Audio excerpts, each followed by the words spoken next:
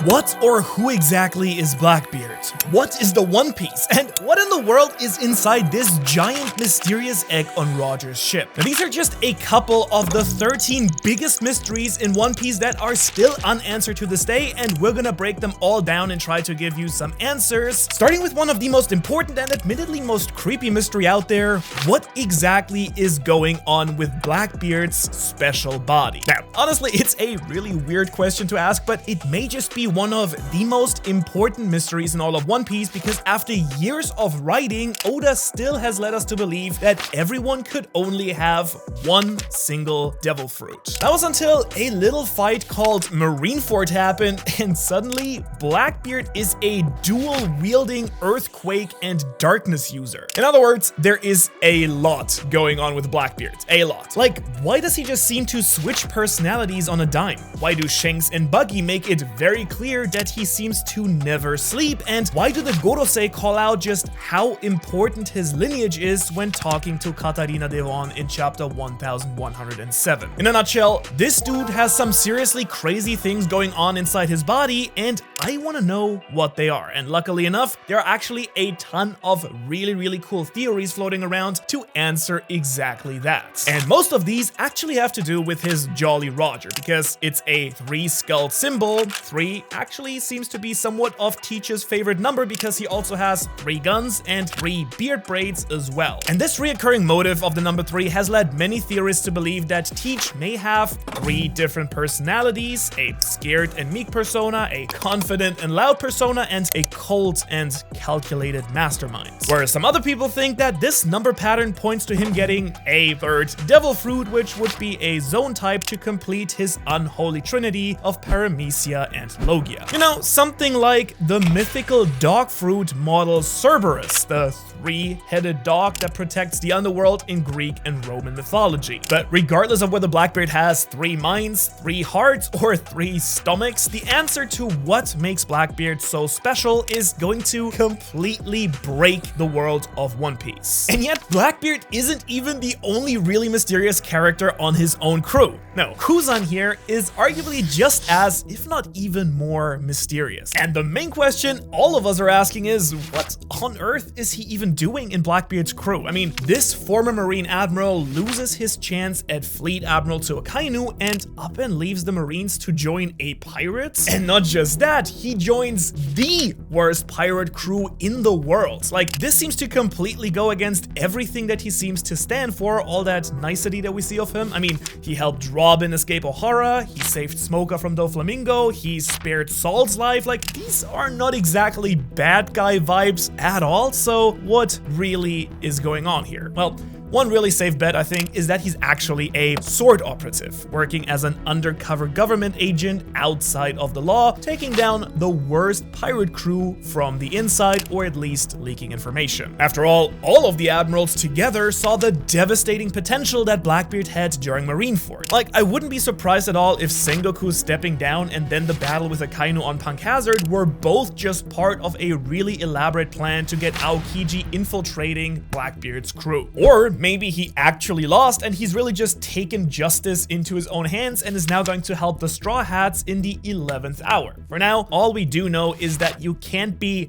that bad of a guy, right, Kuan? Right? Or maybe you are, and instead of another great flood, the One Piece world is about to face a giant ice age so that you and your penguin friends can rule the world together.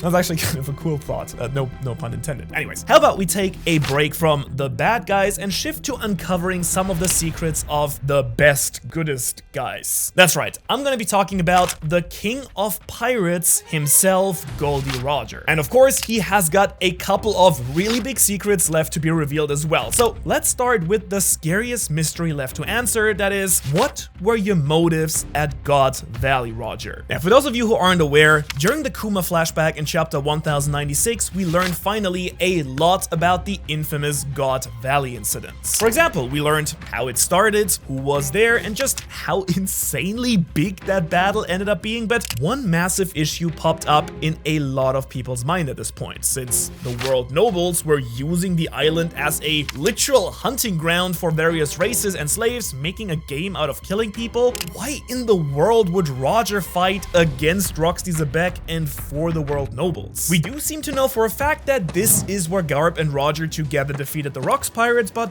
why is Roger fighting to possibly defend the absolutely worst people in the One Piece world, the nobles? Like, what mysterious reasoning did Roger have possibly to take down a fellow pirate who was, for all intents and purposes, taking down the worst faction in the One Piece world single-handedly? Could it be that Rocks and his crew were an even greater threat and villain than even the Gorosei and the Holy Knights? Or was the crown jewel of Hachinosu a prize worth fighting for, even if it meant saving the Celestial Dragons? And actually, speaking of the great pirate island treasure that you might even have forgotten exists, it may just be our next mystery on this list, because after this battle, we see Roger with a massive egg on his ship, and that thing to this day is just completely never mentioned and completely unexplained. For the longest time, it was theorized that this might be Uranus, but recent chapters do seem to have confirmed that Imu and the government do have Uranus in their possession, which they used to level the Lulusia Kingdom back in chapter 1060. Now, the recent release of Oda's prequel story Monsters has brought up dragons in the world of One Piece once again, so maybe it's just that, or maybe it is connected to the Sun God and Joy Boy and is actually a giant phoenix egg. Or maybe it's just a big literal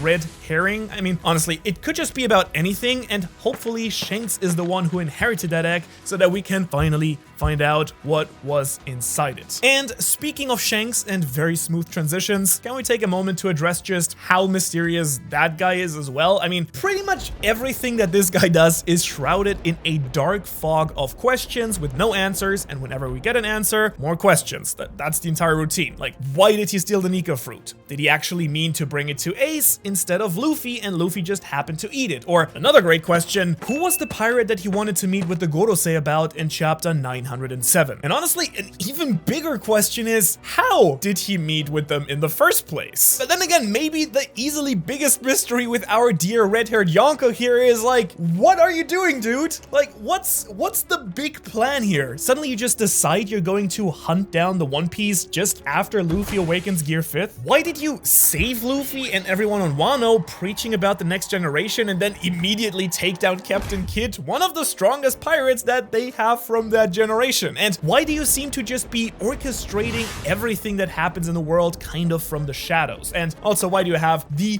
biggest, fattest death flag on your forehead that I've ever seen in any story? Like, could it be that despite you never going, Roger actually did end up telling you what's on Laugh Tale, and now all of the conditions have been met for you to go activate some sort of world-destroying, world-changing technology? Or maybe you know something about the Sun God from all your time on Elbaf that everyone else doesn't. After all of the knowledge of Ohara is on this island, and it does seem that Elbaf seems to be part of your territory. Between the Viking ship and the island protecting, Shanks may just know way more than we actually thought, thanks to Saul's library that he took from Ohara. Also, it's always kind of nice having the name drop in the video, but yeah. Now that I think about it, all this talk of Shanks kind of reminds me a little bit of a question that still hasn't been answered to this day as well, because we do know that he gave Roger Straw Hat to Luffy, but what is going on with that really big, massive straw hat that Imo has stored up in Marijoa? It's just literally chilling up there in this sort of cooling tomb, and there's been no explanation for it whatsoever. So, you know what? I think it's theory time. What we do know is that Joy Boy and the Sun God Nika have clear ties to the Giants, and Joy Boy was officially confirmed as the first pirate in chapter 1115. Now, the other thing that we know is that the Straw Hat seems to be a clear symbol of some of the most legendary pirates in the world of One Piece, as Roger, Shanks, and now Luffy all have wielded it. And seeing that Imo seems to have some serious beef with Joy Boy, I think it's pretty safe to say that massive Straw Hat right there has probably belonged to the OG pirate himself. Now, whether he's holding on to it for sentimental value because Joy Boy is some sort of brother-like figure, an idea I talked about heavily in my Bing Saga theory, link below or at the end of this video, or if it's just a spoil of war trophy. What we do know is that Emo and Joy Boy have a deep shared history together that still needs to be explored much more. And actually, you know what? We should maybe even keep this Void Century mystery tour going a little bit. Like, that place is full of weird and sweet secrets and confusion. So what special little thing should we actually talk about? The Iron Giant? That's maybe not that exciting. Joy Boy's secret 1,000-year plan? Nah, that's a video coming out soon, but be alert for that. That's it. Let's talk about a pachyderm. Oh, you guys don't seem to be as excited to talk about pachyderms as I am. You probably just don't know what that is. Okay, let me explain. It's a type of mammal that includes rhinos, hippos, pigs, and most importantly, elephants. It's time for the literal elephant in the room, the biggest mystery on this list. Just what in the world did Zunisha do? What big, massive crime did they commit? Let me catch you up to speed here. We learned in chapter 821, which kind of feels forever ago at this point, from Momonosuke that Big Z here was sentenced to roam the Grand Line for committing some sort of heinous crime during the Void Century. And the big $100 million question is, what did he actually do? Like, did Big Horton here accidentally hear a woo, or was he simply punished to walk the earth because of his ties to Joy Boy? Like, we do know from Wano that Zunisha is both aware of the Drums of Liberation and Joy Boy, but also responsible for unleashing Pluton by destroying the walls surrounding Wano. So could it be that it has been sentenced to walk the sea so that the ancient weapon can't just be unleashed by whoever? And maybe even more importantly, how is he actually forced to do this, to walk around aimlessly? Like, does Emu or Joy Boy or whoever sentenced him to this punishment, do they have some sort of way of making sure he doesn't stop and take a break? I think what's important to note here is that whoever did this probably has some sort of connection to the voice of all things, as it's incredibly important if someone even wants to be able to talk to Zunisha, and it also just happens to be our next mystery as well. And let's face it, this is just a mystery that I'm not entirely sure we'll ever get an answer to. I mean, characters like Roger, Odin, Momo, and Luffy, they all have it, and it gives them the ability to listen and speak to all things, from animals like Zunisha to the literal stone poneglyph. Only a small handful of people in the world have ever been confirmed to be able to use this power. But one notable addition I left out before was Charlotte Pudding, a member of the Three-Eye tribe. And this very special and rare race of people can access the voice of all things when they awaken their powers, which brings an added level of depth to this very specific mysterious power. Because what is it that ties this tribe to characters like Roger and like Luffy? But okay, we have talked about some crazy stuff so far, but these next upcoming few mysteries might have even bigger implications for the rest of the story than everything else so far, and they are also still unanswered, starting with the man who will probably change the entire world, Monkey D. Dragon. And I don't know about you and how it's even possible, but somehow I may have even more questions about Luffy's deadbeat dad than I do about Shanks. I mean, we've seen him seemingly control storms during Loketown and talk about the winds of change, so he can control the skies with some sort of Logia wind devil fruit. It's a pretty common theory out there, but he's way more mysterious than just a possible strong devil fruit. You see, Dragon, a former Marine, now leads the Revolutionary Army, the world's most fearsome group of rebels. For a reason, he's the world's most wanted criminal, and simply saying his name makes Fleet Admiral Akainu want to blow up like a volcano. So the big question is, what exactly did he learn during his time as a Marine that made him decide to truly change the entire world, and just how exactly is he going to do that? In chapter 1083, it's explained to us that part of Sabo's plan on Marijoa was to destroy their food stockpile, and that under Dragon's orders, the Revolutionary Army has now been destroying the food supply chain to the Holy Land from the sea level. So just what exactly are you going to accomplish there, Dragon? Are you trying to bait out the Holy Knights, or do you just want to slowly starve everyone up in the God's country by cutting off their resources? And actually, now that I've talked about the Celestial Dragons and the Revolutionaries, I think it's also time to quickly talk about a mystery that ties both of these warring factions together. And I have to admit that I may have lied earlier when I said Zunisha was the biggest mystery on this list, because, well, Tequila Wolf here is probably the single biggest thing in the One Piece world besides maybe the Red Line itself. Now, you might have forgotten about this crazy structure which was revealed to us during Robin's time skip, but we learned from the Revolutionary Army that this massive bridge has been under construction for over 700 years by the world government. It's a very common spot for slaves to be sent to, and it's where Kuma sent Robin after the events of the Saba Ori Archipelago arc. But the real question here is, why is it being built? Is it supposed to connect two things together? Is it being built perpendicular to the Red Line? Like, could it be that the world government is trying to make another massive structure to keep cutting the world in pieces? Or is this really just a really dark, pointless project where you can send slaves and prisoners to die? Maybe it's also just preparing for the rising sea level so that if Imo uses Uranus, everyone can still get around. And while Tequila Wolf here might not have been on your #1 position for the biggest mystery in One Piece, let's talk about something that's on the forefront of everyone's mind who loves One Piece. Who exactly is the man marked by flames? Well, there are definitely a few possible contenders here. Obviously, if it's literally someone with burns and scars, someone like Jaguar D. Saul might be a great fit after miraculously surviving the Ohara incident. We see in chapter 1066 that Saul is actually covered in bandages from the fires that destroyed his home, and maybe also from being frozen alive by Aokiji. And considering that Captain Kidd told us that this man is the one who knows the whereabouts of the last missing road poneglyph, Saul and the Library of Ohara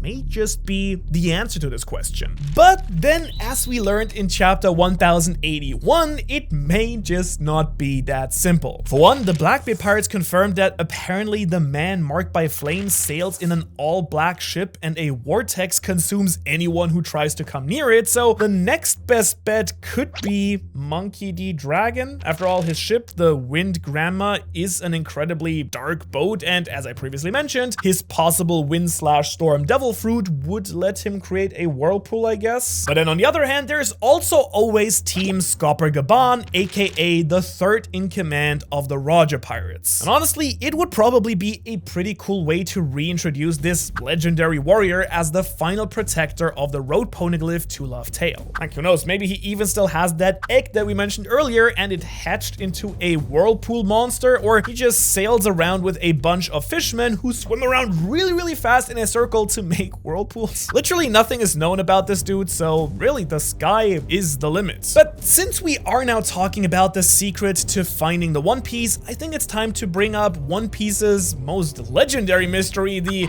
One Piece itself. What exactly is it? For many years, theorists young and old have all hard tried to imagine what the legendary treasure actually is. Is it Joy Boy's ancient afro that lets you control the Sea Kings and destroy the Red Line? Is it a comic book that details the great story of the sun god Nika, a literal laugh tale? Or maybe it's a giant cup of sake that will unite the entire world. All of these are amazing theories done by fellow One Piece YouTubers or just casual fans out there, and honestly, it could be all of these things, and I do really like the idea of alcoholism bringing everyone together, or it could be something completely different.